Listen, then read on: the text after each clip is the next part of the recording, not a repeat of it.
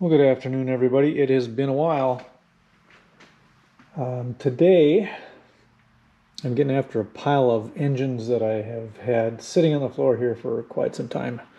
This one is actually not bad. It is a 1994.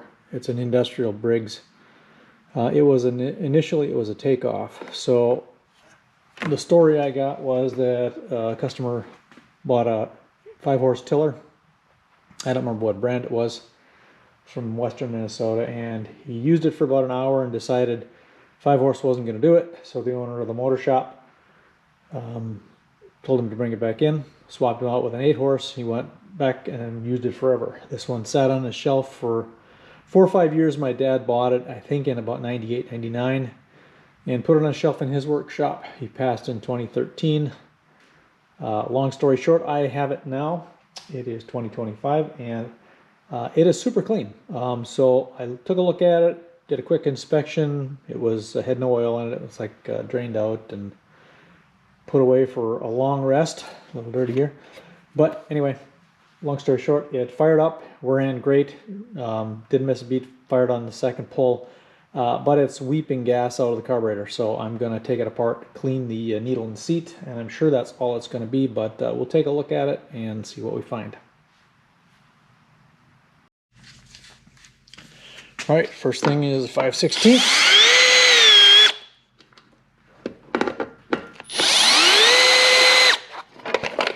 Take that off. Let's see.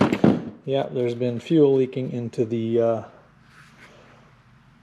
let's see, fuel filter down here is all full of gas. Or not the fuel filter, the air filter. So down at the bottom here, it's been seeping out. It has a shut-off valve on it, so that's shut off at the moment, so it's not going to drain the rest of the tank, but we'll get after it here. Let's see, what size is that? Okay, these are the same size, 5/16.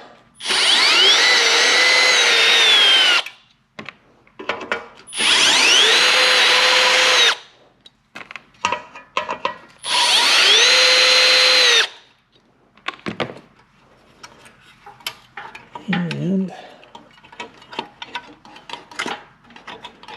let me catch on.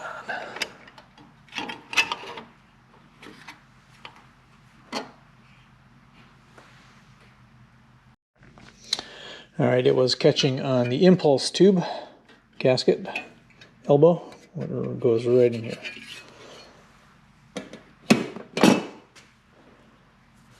All right, torque screws to get the carburetor off. All right, so it's going to take 2 T30s here.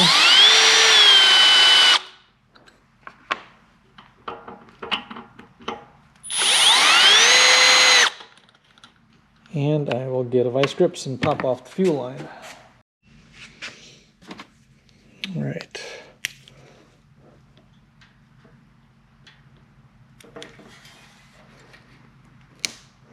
Oh yeah, it's gross.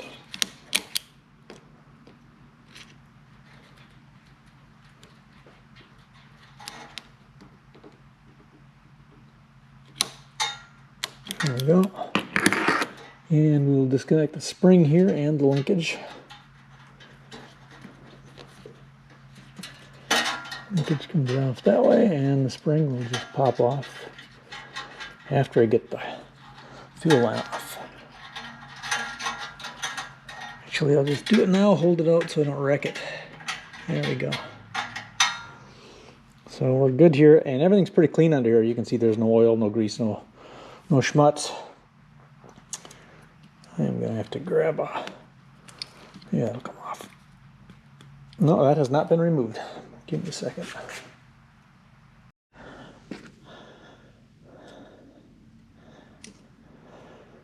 It's a little overkill on this one. There we go. And that's a paper cut. All right. I'll change camera angle here.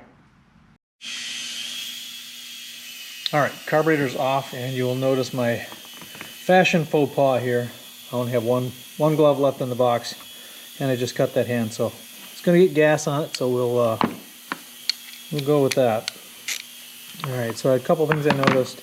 It's been around a while. This has got a foam filter or a seal around here. That's perished. I'm gonna leave it for right now, and I'll see if it's just on the choke. Those generally are gone by the time I get them, but it is what it is, and I don't have any of those. Let's take this out and see how nasty it is inside. Yeah, it's gonna start weeping gas any second. It should be fresh gas though. It shouldn't be terribly nasty out in here unless there was some crap in it when they stored it. The jet doesn't look too bad.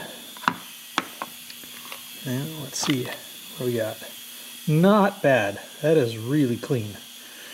Like I said, it was supposed to have been a takeoff engine only run for about an hour, so I would not have expected that from back in '94 there would have been a whole lot of schmutz in there, because I'm assuming they ran it dry and then put it on the shelf. Give me 1 second here. Alright, I'm going to sop some of that up so I don't pour it all over the place. It's really clean. I have to excuse my camera angles. I am working around things pretty badly today. I usually work from the other side of the camera. Kind of trying to do it backwards. Alright, so the problem child is in theory right here.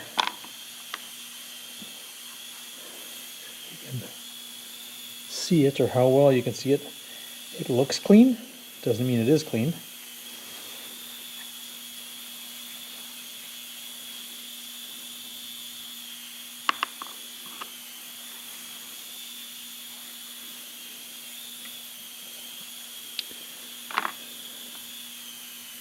It is very clean. I'm not even going to take it apart.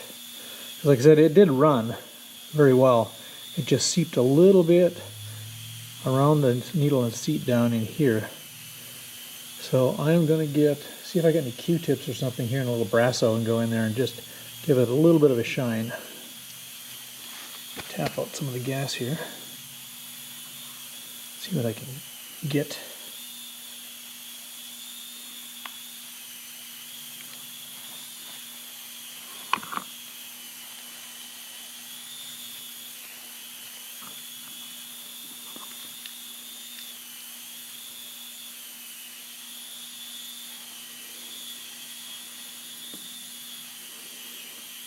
Yeah, it's got some crap in there. Let me see what I can find. I'll be right back.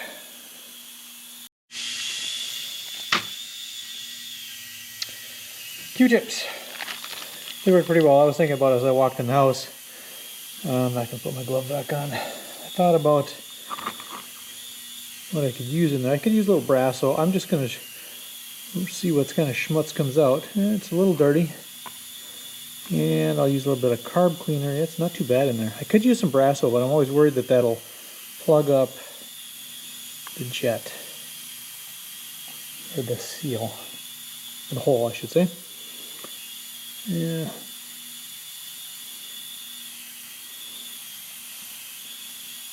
Yeah, I'm going to try some of it.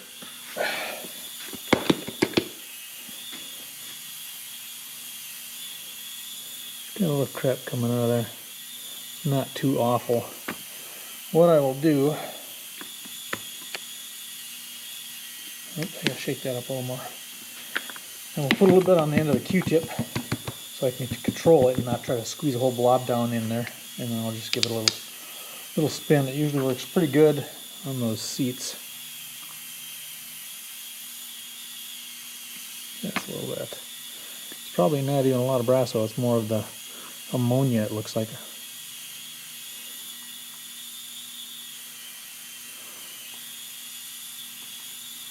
Sometimes this takes a little while to work. I don't know if you can see that or not. Yeah, and there's a little schmutz down there. I'm going to have to use a little carb cleaner as well to get that out. I don't want that to remain. I'm going to I got my carb cleaner here, but I don't have a knot. Oh, I do have a stick on it. Just give it a little squirt. You see before I do that these foam seals have perished out around the throttle, or the choke in the throttle body already. Throttle butterfly. So I will see if I can find some of those, but first let's give it a squirt in here.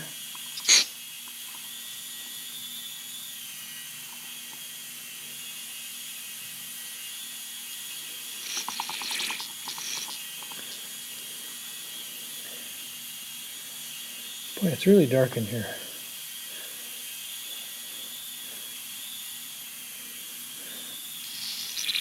More likely it's just because I'm blind. Let's go this way. Get some squirt out there. Yep.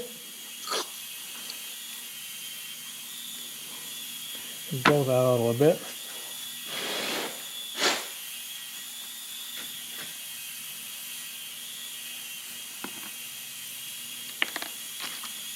Remove one of these and see how much crud comes off. Looks pretty clean in there. I mean, the brass doesn't shine up super shiny, but it looks way better than it did. Yeah, it's coming on. And there's no, from what I can see, there's no residual brasso in the actual port. So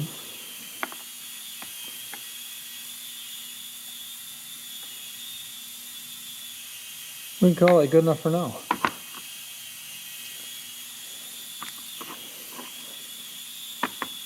Look at this closely.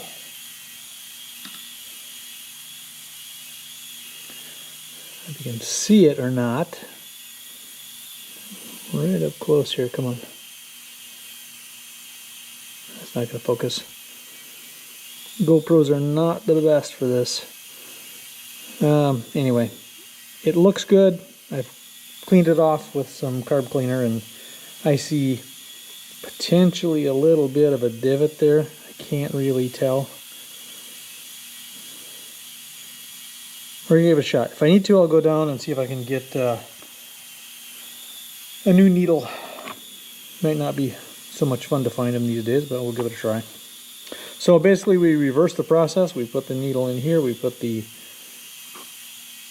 down through here, put the pin back in, and reverse the beginning of the video and get it back to the point where we can fire that puppy up. This is a very, very basic repair. I may not even put this online, but it is so basic, anybody can do this. A lot of people say, oh, you know, the carburetor's leaking, it's pouring gas out through the air filter, must be a bowl gasket. Well, this bowl gasket, I don't really like it. It's a little bit, seems a little bit loose. I have never seen one do that before. But I don't do a ton of these carbs. But, you know, really, if you look at the level where the needle and seat is, if you got gas pouring over here, that's pretty unlikely if you have a gasket. I mean, yeah, it could happen, but if the valve, if the needle's open, it'll just keep pouring, right? So if the needle shuts off, eventually, if you have a cracked gasket here, it's just going to stop anyway. So when you have this thing sitting in the garage and there's a puddle underneath it, it's almost always the needle and seat that's causing you the problems. So regardless, it's as you've seen here, it's a pretty quick fix. It's not very involved. Almost anybody could do this. I'm pretty willing. If you wanted to give it a try, also you want to look through your main jet. This one's brand new. I can see right through all of the holes. It is not going to be any kind of a problem. As far as gaskets go, they're like brand new on both sides, so I'm not going to replace those either. A lot of people say, oh, I hate to spend money on gaskets. Buy yourself a sheet of gasket material, get a pencil, trace the old one, and a razor blade, and cut out the new one. It's very simple. I do dozens of them a year, and I have never had one fail on me.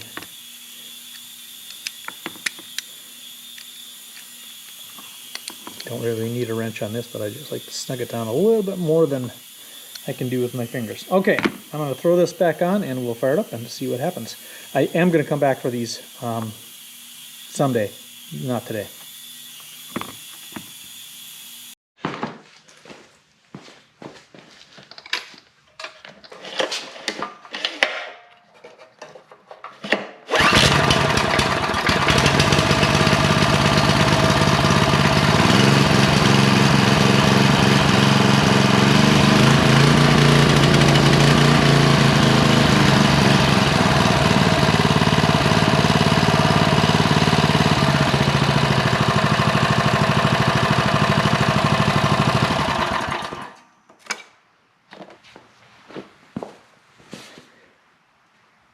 Works like a charm.